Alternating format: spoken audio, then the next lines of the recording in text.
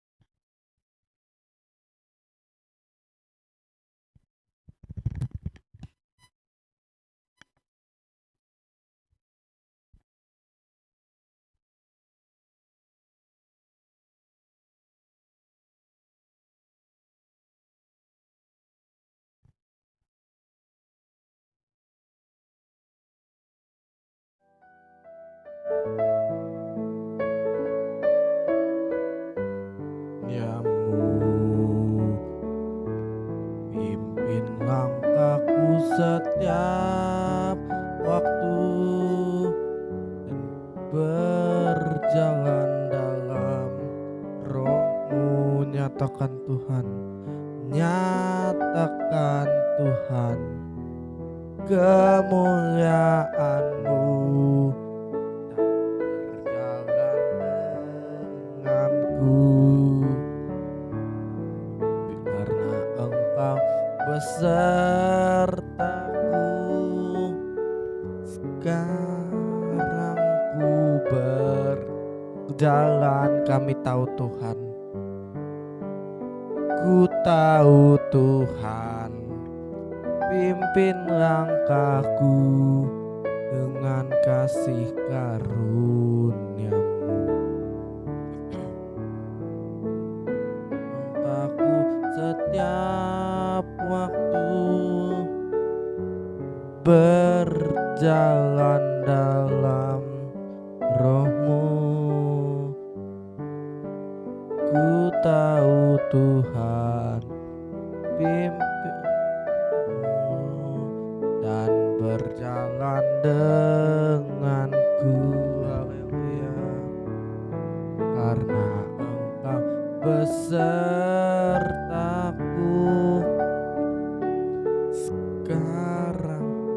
Sekarang ku berjalan, kami perlu Tuhan. Ku tahu Tuhan, pimpin langkahku dengan kasih karunia-Mu. Pimpin langkahku setiap waktu berjalan dalam Roh-Mu. Nyatakan Tuhan,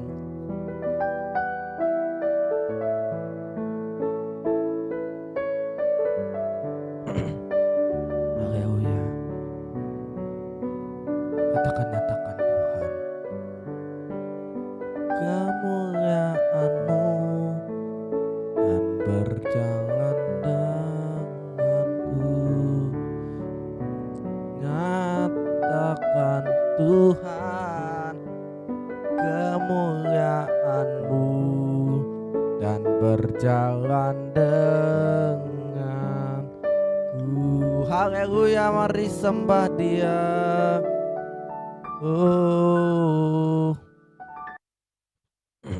Haleluya. Kami perlu Engkau Tuhan, memimpin jalan kami, karena tanpa Engkau kami tidak bisa berbuat apa-apa. Kami haleluya, Engkau yang menemukan setiap kami. Sembah Dia. Haleluya.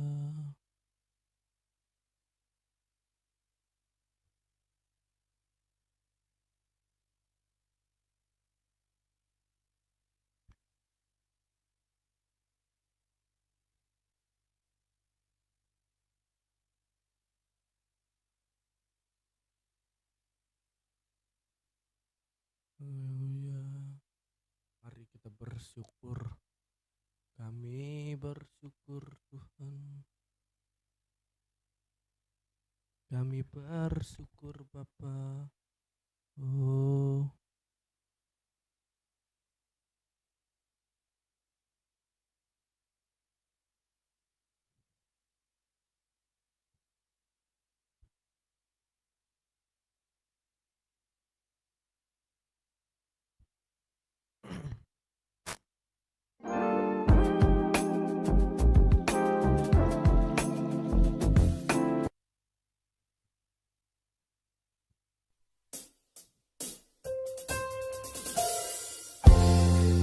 kami bersyukur buat kasih setiamu di dalam hidup kami. Syukur.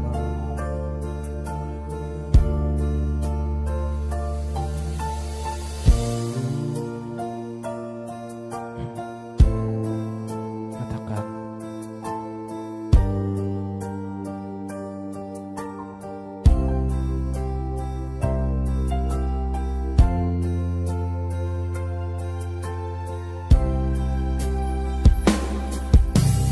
banyak yang kau perbuat di dalam hidupku. Rancangan indahmu terjadi di hidupku. Bapa yang mengerti segala yang ku perlu. Kasihmu sempurna, nyata dalam hidupku. Bersyukur Bapa, ku bersyukur Tuhan buat kasih setiamu di dalam hidupku. Ku bersyukur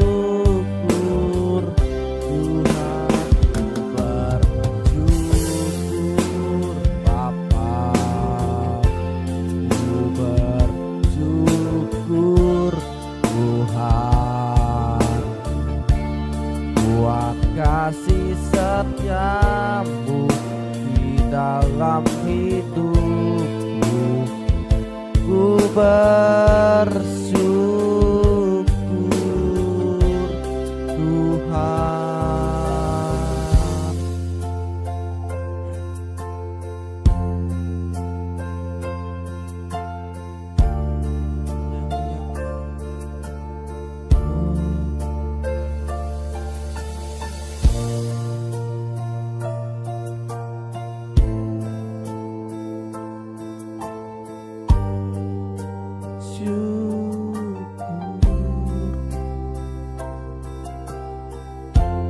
Katakan,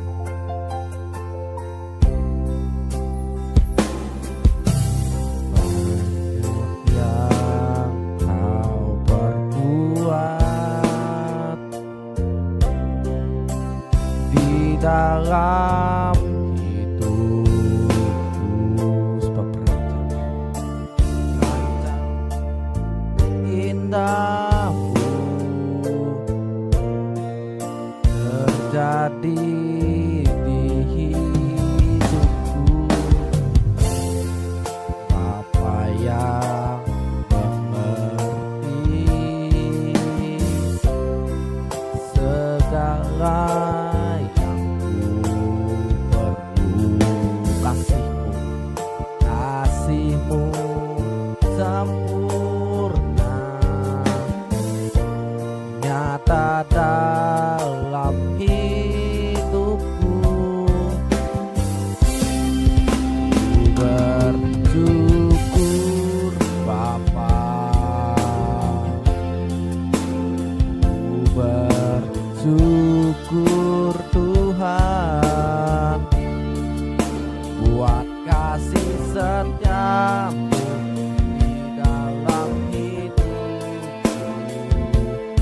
bersyukur.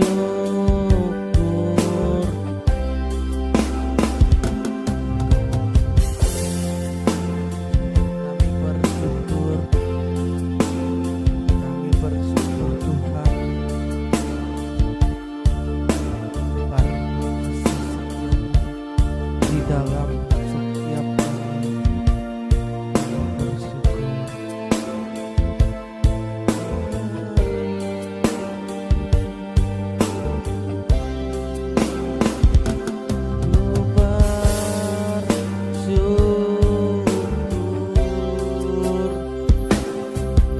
Tuhan,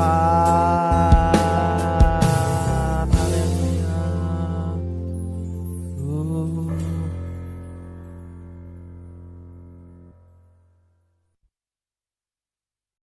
Sebentar. Kepada salibmu, salibmu berkuasa untuk menyembuhkan. Ketika pada hari ini kami merayakan Paskah, Jumat Agung, dan ibadah sebelum Jumat Agung, kami mengingat kematian Tuhan, dan terlebih lagi ya Tuhan, kami mengingat arti pengorbanan yang asli. Sampaikan firman-Mu pada hari ini, berapi kami di dalam nama Tuhan Yesus. Semua yang siap diberkati oleh firman Tuhan sampai semua kita berkata. Amin. Jangan lupa, apa kabar? Sehat, kuat, makmur, panjang umur, awet muda diberkati Tuhan. Amin. Kita buka kitab kita dari Efesus pasal yang kedua, ayat yang ke-11 sampai ayat yang ke-22. Mungkin kita udah tahu ayat kita, tema kita pada hari ini. Ada yang tahu? The death of Jesus reunited you and me with God. Kematiannya mempersatukan engkau dengan Allah. Efesus pasal 2 ayat yang ke-11 sampai ayat yang ke-22. Bentar ya.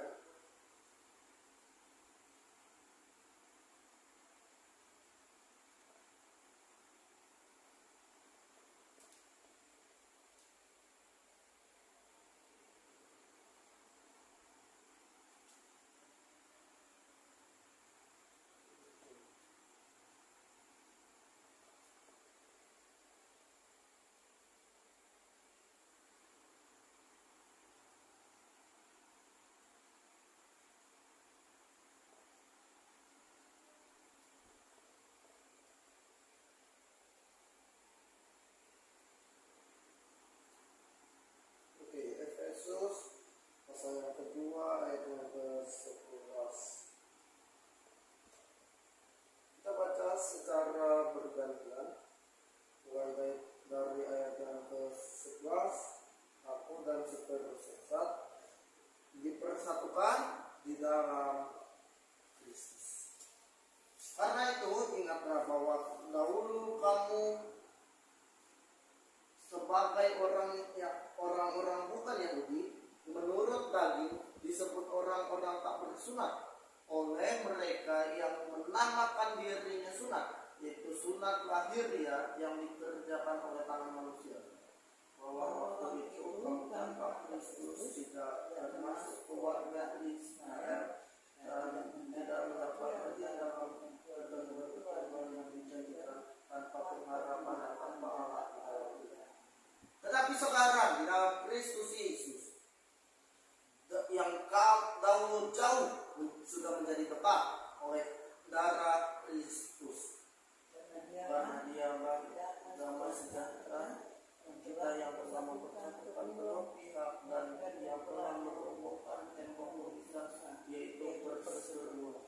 Sebab dengan matinya sebagai manusia, dia membatalkan hukum Taurat dengan segala perintah dan ketentuannya, untuk menciptakan keduanya menjadi satu manusia baru dalam dirinya, dan dengan itu mengadakan damai sejahtera, dan untuk memperdamaikan keduanya di dalam satu tubuh dengan Allah oleh salib, dengan mengadakan perseteruan pada salib itu.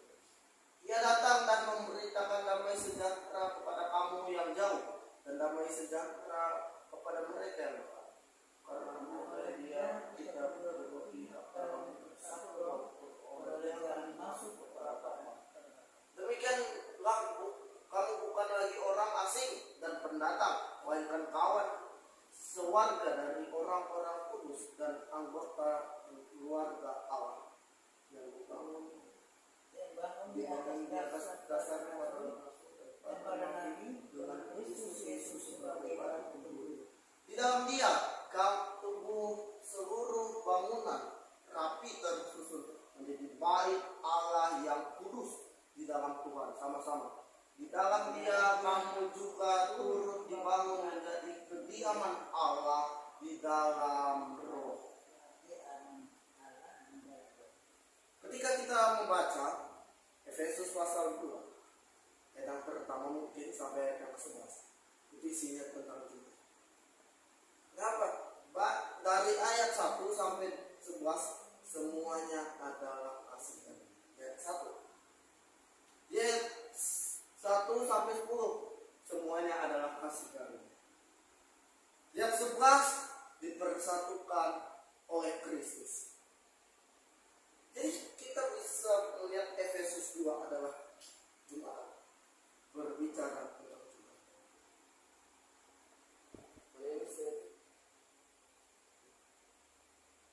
Kita nggak asing dengan kata yang namanya persatuan, dipersatukan dan mempersatukan. Artinya sama. Persatuan. Bisa kalau kita punya persatuan itu alumni. Itu namanya persatuan. Kelompok. Kalau dipersatukan itu subjek. Subjek nih. Aku dengan teman-teman dipersatukan subjek. Tapi objek itu adalah mempersatukan. Kata di dan kata mem, di itu adalah subjek dan mem adalah objek. Jadi dengan demikian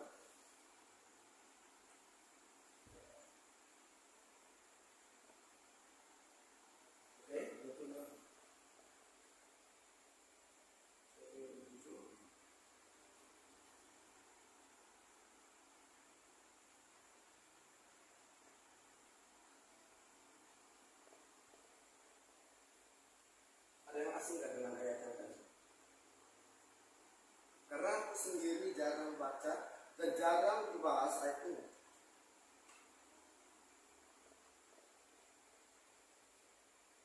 Oke, kalau ada yang asing, kita akan bahas mengupas tentang kematian Kristus yang mempersatukan.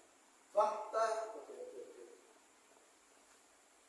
tentang kematian kehidupan sampai kemudian Yesus mati. Yang pertama, lahir di tempat yang hidup, yaitu di tanah liat. Dibaringkan di dalam palungan tempat makan hewan ternak. Pertanyaannya, ada nggak yang lahir di sana? Ya ada toh. Yesus lahir di tempat itu dan kemudian kita bisa melihat mati di kayu salib. Yang kedua, dibesarkan di kota kecil Nazaret. Luas ya, 16,2 km lebih kecil dari Palangka. Kalau Palangka 100 sekian kilometer. Dihianati oleh orang yang dikasihinya. Siapa? Yudas Iskariot. Kita bisa melihat filmnya. Ada nggak filmnya? Oke, nanti dimunculin deh di akhir. Kita bisa melihat filmnya. Bagaimana dia mencium? Ya, Tuhan Yesus berkata, kamu mencium dengan tanda sebagai pengkhianat. Tetapi aku harus menunggu untuk menggenapi semuanya. Yang keempat, mati di atas kayu salib, diposisikan setara dengan orang berdosa.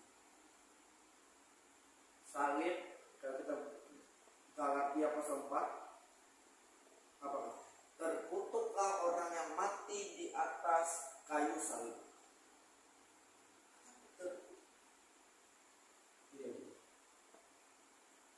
Salib itu sebetulnya arti, kalau kita melihat orang zaman dulu, dosanya, jahatnya itu dilihat. Kalau jahat benar yang membunuh, hukumannya adalah mati. Tapi zaman dulu orang nggak punya pistol, nggak punya senjata, jadi harus digantung di atas kayu salib. Dan digantungnya nggak menderita seperti Yesus. Digantungnya langsung mati dan tidak dipaku. Kita lihat penjahat yang di sebelah Yesus, dia tidak digantung, mereka tidak dipaku, tetapi diikat. Yesus yang mengalami. Fakta tentang malam Getsemani yang kita rayakan tanggal 6. Sebelum dia mati, dia makan perjamuan Tuhan atau perjamuan Yesus. Ini cara yang dilakukan dengan cara yang berbeda. Biasa dia melakukan cuma ambillah makan. Kalau pas malam Getsemani dia berkata, inilah tubuhku yang diserahkan bagi. Bapak ini setiap kali kamu mau makan yang dia berkata. Sama ketika dia mengambil cawan ini adalah perjanjian baru. Dia berkata, ambillah dan minum menjadi perih. Dilakukan karena menjelang hari kemudian. Saat Yesus berdoa di Getsemani, dia mengalami keringat darah. Bahasa medisnya hematohidrosis. Kondisi ketika seseorang sedang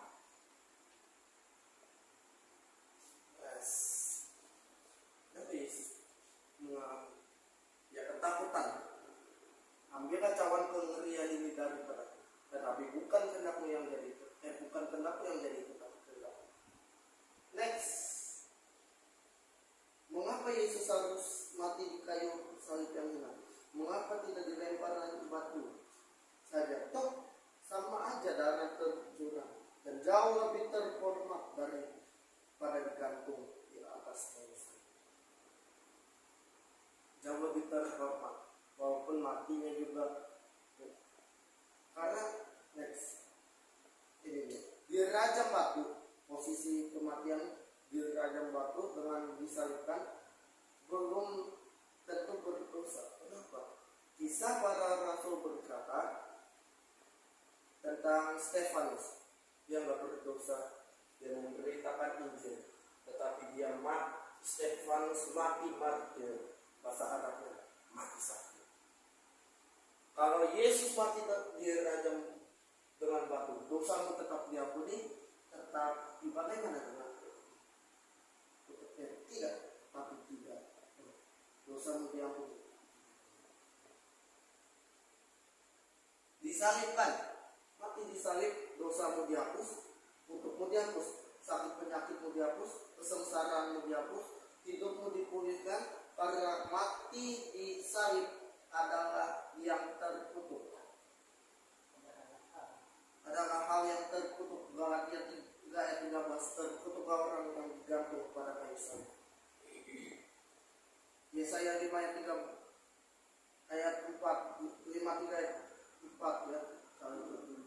53 sebetulnya. Dia berkata, sesungguhnya kesengsaraan kita yang dibunuh. Mukanya tidak berbentuk anak manusia, tidak ada berupa tampan, tidak ada berupa cakap. Next, kematian Yesus. Bentar, tadi ya kita baca yang bagian mati di salib ini. Kita ganti dosamu, penyakitmu dengan kata ku, dengan saya ya. Jadi dosa saya, kesengsaraan saya. 1, 2, 3. Mati di salib, dosa saya dihapus, kutuk saya dihapus, sakit penyakit saya dihapus, kesengsaraan saya dihapus, hidup saya dipulihkan. Karena mati di salib adalah hal yang terkutuk.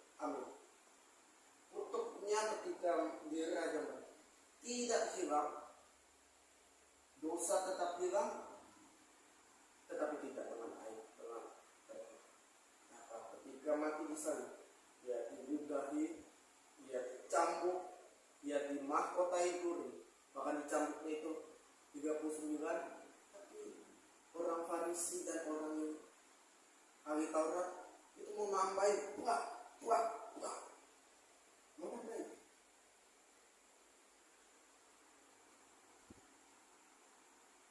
Dosa dihapus, itu dihapus, sengsara. Next, sama-sama 1, 2, 3. Kematian Yesus membawa kita kepada pertobatan ilahi, metanoia, metamorfosa, dari manusia yang tidak percaya menjadi orang percaya. Amin. Ketika Yesus mati, ada bahasa Yunani yang bernama metanoia, pertobatan. Dari yang tidak percaya.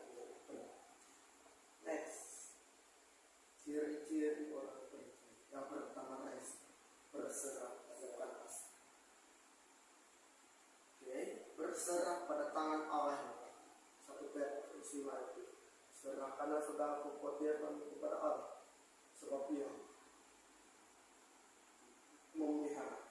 Dalam bahasa lain berkata, serahkanlah segala kekhawatiranmu kepada Allah, sebab Ia memelihara. Yang kedua, berharap. Yang ketiga, berdoa. Matimu dari pelanggaran.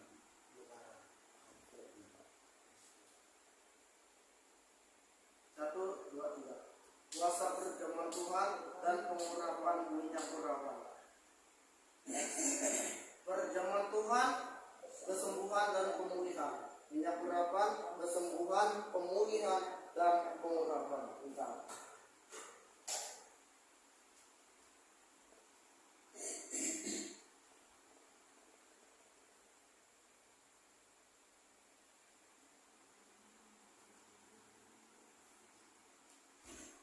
Ada dua hal di dalam Alkitab, yaitu yang pertama tubuh dan darah Kristus, yang kedua dalam minyak urapan. Harus pakai botol seperti itu. Jadi, iman kita bukan pada minyak urapan, bukan pada roh, tapi pada tubuh dan darah Kristus, dan juga apa yang kita deklarasikan. Tuh, minyak urapan bisa dipakai oleh siapapun dengan cara pertama mendoakannya, yang kedua adalah percaya. Harus pendeta, harus. Orang banyak berkata, minyak urapan hanya dipakai pendeta. No, I say no, because this oil is for everyone who believe, who put trust on Jesus Christ, and who believe about Jesus have done for everyone, for anything. Aku tidak berkata pengurapan minyak hanya untuk pendeta, no.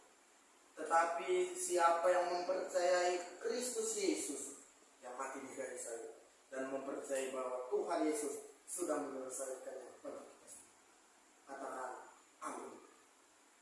Yang kedua, kematian dan kebangkitan Yesus menggenapkan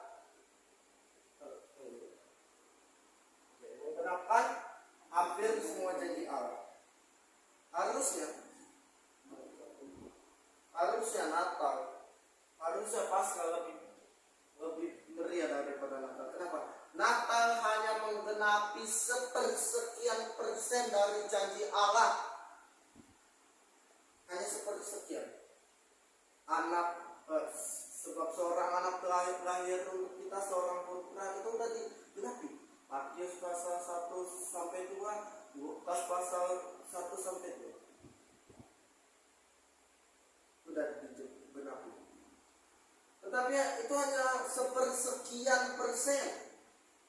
Tetapi kematian dan kebangkitan Yesus menggenapi hampir semua janji Allah. Hanya satunya, itu mahkota kekal dan Yesus sendiri. Kutuk sudah dipulihkan, keratapan menjadi tari-tarian, apa lagi? Dosa dihapus, sakit penyakit bisnis yang bangkrut, kematian sudah digenap. Tetap bisa mahkota kekal Yesus. Amin. Dan kedua, sama-sama. Yesaya berkata, rupanya tidak berupa anak manusia, dia tidak tampan cakap, tetapi kesengsaraan kita yang ditanggungnya dan penderitaan kita yang dipikulnya, dan oleh bibur-biburnya saya sudah sembuh. Kata kita ganti dengan kata saya. Yesaya berkata, rupanya tidak berupa anak manusia, ia tidak tampan dan tidak cakap, tetapi kesengsaraan saya yang ditanggungnya dan penderitaan saya yang dipikul-pikulnya, dan oleh bibur-bibur Tuhan Yesus saya sudah sembuh. Amin. Just believe, bro. Just believe, sis. Just believe. For God has done. Oh, Yesus sudah selesai dengan dosa. Kita baca gantian. Dia dihina dan dihindari orang, seorang yang penuh kesengsaraan dan yang biasa menderita kesakitan. Dia sangat dihina sehingga orang menutup mukanya terhadap kita, dan bagi kita pun ia tidak masuk hitungan. Tapi sesungguhnya penyakit kita lah yang ditanggungnya dan kesengsaraan kita lah yang dipikulnya. Padahal kita mengira dia telah hilang, dipukul dan ditindas Allah.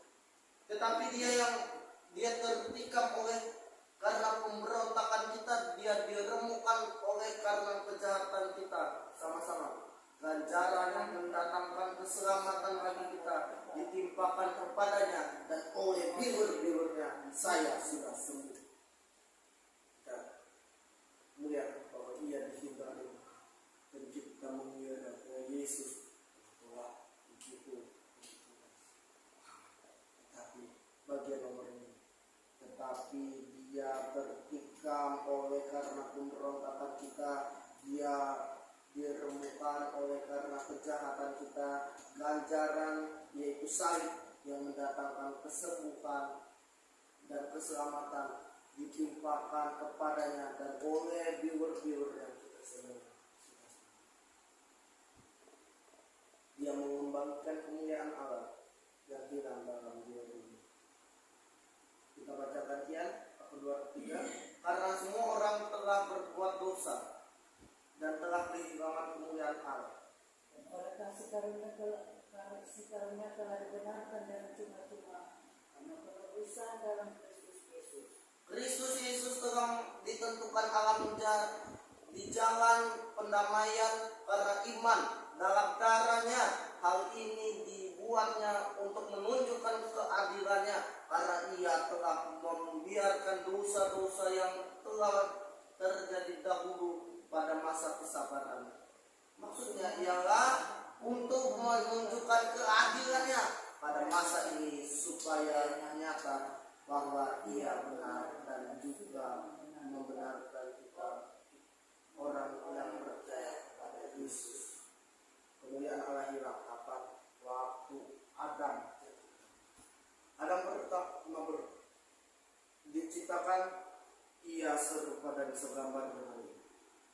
Ya, dalam huruf besar Is Allah. Tetapi ketika Adam melahirkan anak, Kain dan Habel, ia menciptakannya serupa dan segambar dengannya. Ia siapa? Ia dengan huruf kecil Adam. Dan itu terus sampai kepada kita. Tetapi kabar baiknya, akulah jalan dan kebenaran dan hidup. Tidak ada satupun yang sampai kepada Bapa kecuali melalui Yesus Kristus. Amin. Kita tunduk kepala, kita berdoa. Haleluya. Pada hari ini Tuhan mengingatkan kita bahwa perjamuan Tuhan diperuntukkan untuk semua orang. Hingga berapa kita bisa mengoleskannya dengan yakin dan teguh bahwa malam